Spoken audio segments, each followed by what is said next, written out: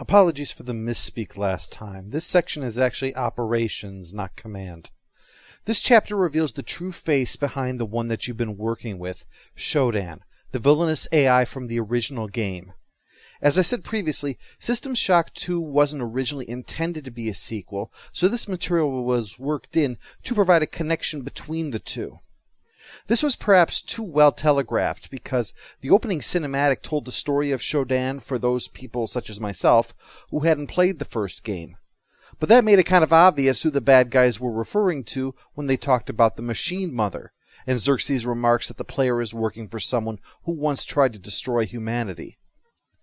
That, of course, raises the specter looming over the player, the fact that your ally is revealed as a villain, but a fact that can't alter your behavior.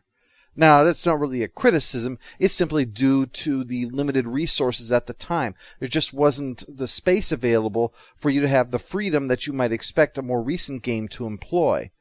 Such as allowing you to reject Shodan and go on your own, for instance. Here, you have no choice but to ally yourself with her, despite her past behavior and her demeaning attitude towards you.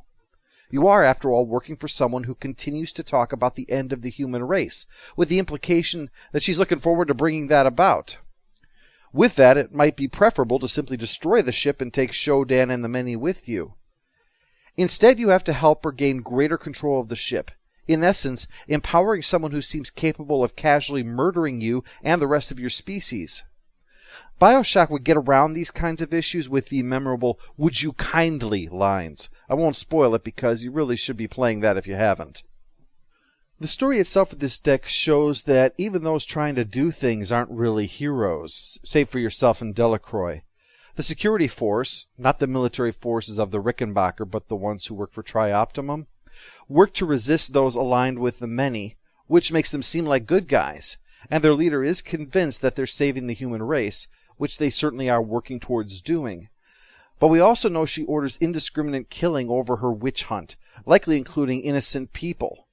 Much like the military is often portrayed as in a zombie film, she's a symbol of those who are fighting the enemy but are no friend of the humans either.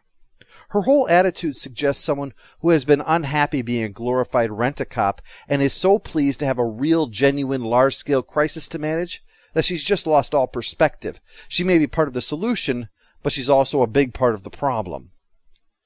The other thread running through here are the couple who plan to steal an escape pod and just get out of here.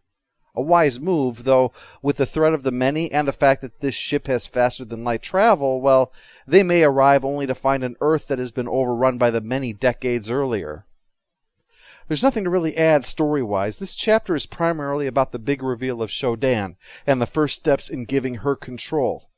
In our next part, it's back to the old, do this so that we can move on to the next level that we've had the rest of the time. So I hope to see you next time with Recreation.